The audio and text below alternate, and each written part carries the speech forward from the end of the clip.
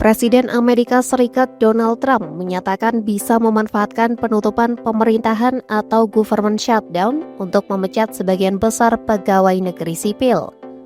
Tak hanya itu, Trump juga mengatakan akan memangkas program-program yang tidak disukainya. Ancaman tersebut muncul hanya beberapa jam sebelum batas pendanaan pemerintah berakhir pada Selasa 30 September 2025. Well, the Democrats want to shut it down, so when you shut it down, you have to do layoffs. So we'd be laying off a lot of people that are going to be very affected, and they're going to be Democrats. Trump menegaskan jika pendanaan pemerintah macet, maka ia akan melakukan langkah yang merugikan pihak lawan politiknya, khususnya Partai Demokrat. Langkah tersebut mengacu pada pemecatan terhadap orang-orang Demokrat. Ancaman Trump itu sontak memicu reaksi keras dari Serikat Pekerja Federal. Salah satunya adalah American Federation of Government Employees yang mewakili lebih dari 800.000 pegawai. Mereka mengajukan gugatan hukum ke pengadilan federal di California. Gugatan tersebut berisi penolakan PHK massal yang dianggap bertentangan dengan hukum.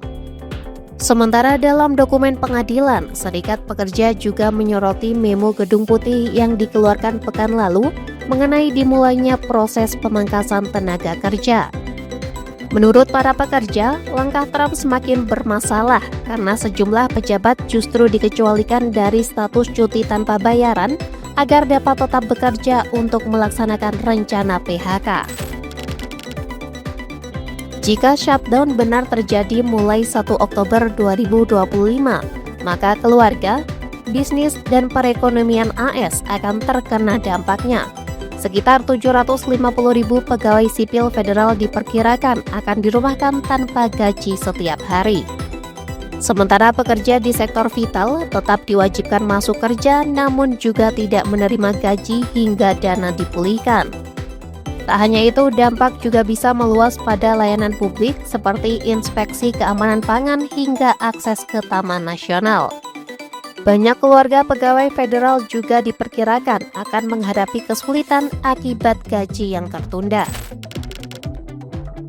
Partai Demokrat menuduh Trump menggunakan PNS sebagai alat tawar-menawar untuk menekan agar partai itu menerima kesepakatan jangka pendek yang menjaga pendanaan pemerintah tetap berjalan hingga November. Kesepakatan itu ditolak Demokrat karena tidak memperpanjang subsidi kesehatan yang membantu jutaan orang. Pemimpin minoritas Demokrat di Senat, Senator Chuck Schumer mengatakan, Trump sudah memecat pegawai federal sejak hari pertama untuk menakut-nakuti.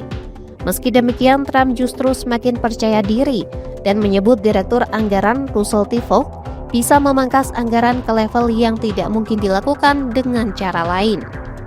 Trump bahkan mengisyaratkan tunjangan dan program tertentu mungkin akan menjadi sasaran dalam strategi pengetatan anggaran tersebut.